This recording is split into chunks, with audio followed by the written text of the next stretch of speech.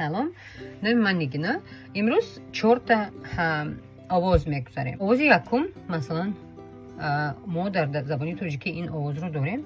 این میشود جنوب میگویم یا اینکه جنوب میگویم. ما این آواز رو استفاده میبریم. مثلا ج ساوند. یکم کلمه میشود مثلا میتونیم گفتن که جمع.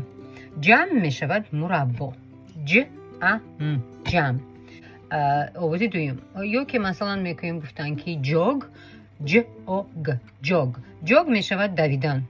سیوم مثلا میگویم جنگل. جنگل. جنگل میشود جنگل. خودش هم آوازش هم مانند با جنگل. جنگل جنگل. لیکن در جنگل عادی نه. جنگلایی که مثلا در برزیل هست یا که در مثلا دولت‌های کلمبیا هست. با یک کلمه از سر می شود با همین آواز می شود جاگوار. جاگوار. با یک دیگر مثلا می شود جاکت. میگویم یعنی که اگر ما گویم که وکیل گویم اگر ما همین آواز رو استفاده میبریم. یکم کلمه با همین حرف که سر می شود میگویم واز. دویمش مثلا می شود که vegetable. vegetable می شود سبزوات. vegetable. violin. violin می شود volcano.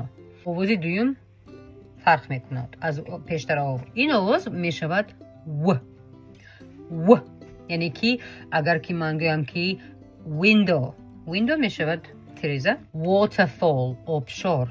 waterfall مثلا می شود wish. wish می شود آرزو. مثلا می گویم why یعنی که برای چی. why do I have to do that برای چی من این کار رو باید کنم. world جهان. world water. اهمیت دهید که در انگلند ما خودی امریکایی برین حرف نمیزنن آدم ها اینجا. برای همین که کانادا رفتید یا امریکا رفتید اینا میگن water. مثلا اگر که گویم که fox او fox. fox می شود روباه به زبان فارسی. یا که گویم که box b o x box x 6 می شود رقمی 6. x ray. درسمون تمام. خداحافظ تا درس آینده.